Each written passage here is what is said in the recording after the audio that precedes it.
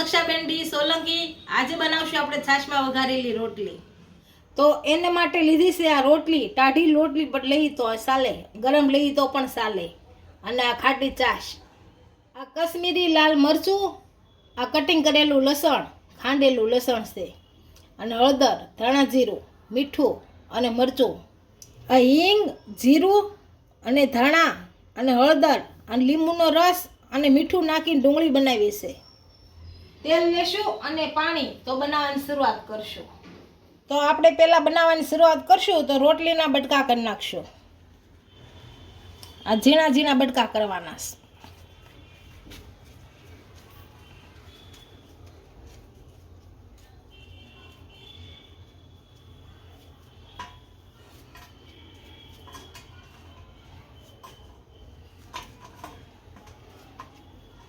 આ રીતના બધા બટકા કરી નાખશું.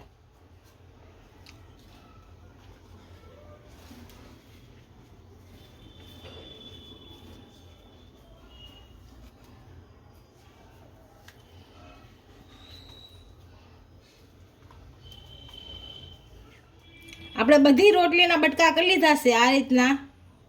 હવે આપણે છાશમાં નાખી દઈશું તપેલીમાં, અને બધી છાશમાં મસાલો બધો નાખી દઈશું.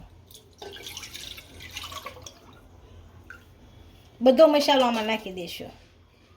આ મરચું નાખશું, આ ધાણા જીરું, આ મીઠું,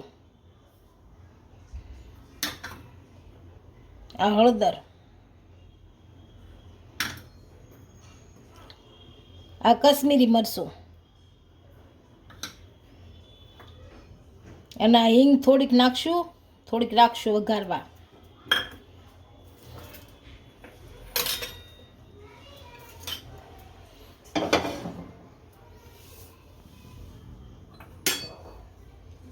આને હલાવી નાખશું ચમચે કરી.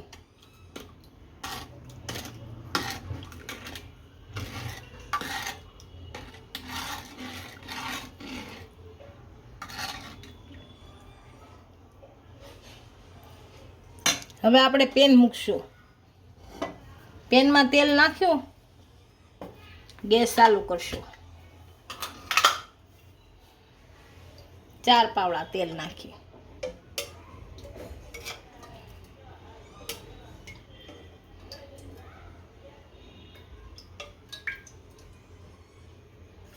તેલ ગરમ થાય એટલે આપણે વઘારી લઈશું.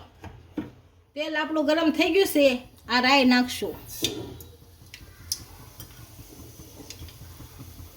આ હિંગ, આ જીરું અને આ લસણ નાખી દઈશું.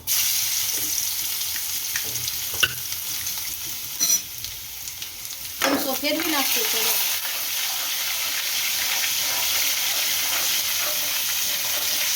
થોડુંક લસણ ગરમ થઈ જાય આપણે મસાલાવાળી છાશ નાખી દઈશું.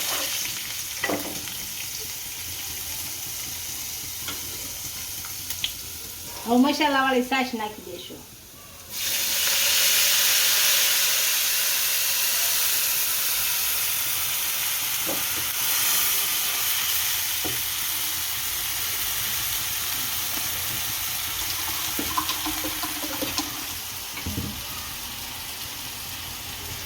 થોડીક ખાટી લાગે તો થોડુંક પાણી નાખી દેવાનું, કેમ કે મસાલો હોય તળીએ સોંટો હોય એટલે. આ ઉકળી જાય એટલે પછી રોટલી નાખી દેવાની અને ઉકળવા દેવાની. આપણી છાશ ઉકળી ગઈ છે. હવે આમાં રોટલી નાખી દઈએ. થોડી થોડી રોટલી નાખશું.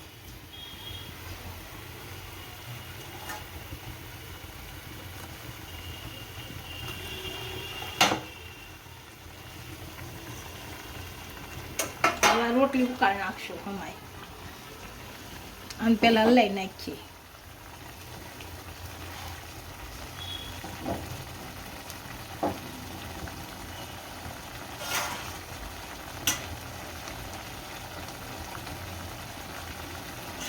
આને 5 થી 10 મિનિટ ઉકળવા દેશું એટલે રોટલી સડી જાય આપણે.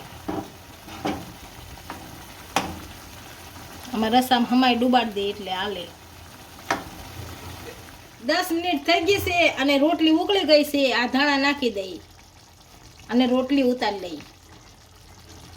આપણી ચાશમાં વઘારેલી રોટલી તૈયાર થઈ ગઈ છે. એક ડીશમાં સર્વ કરી લેશું.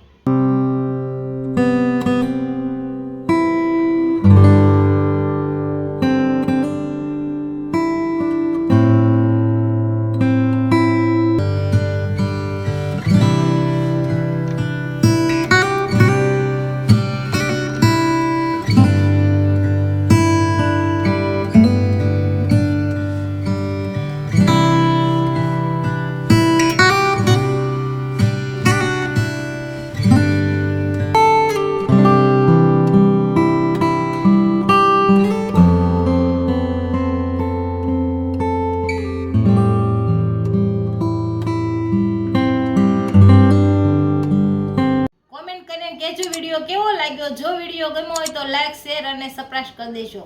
મળીએ નવા વિડીયો સાથે. ઇન્સ્ટાગ્રામ અને ફેસબુક પર ફોલો કરવાનું નહીં ભૂલતા.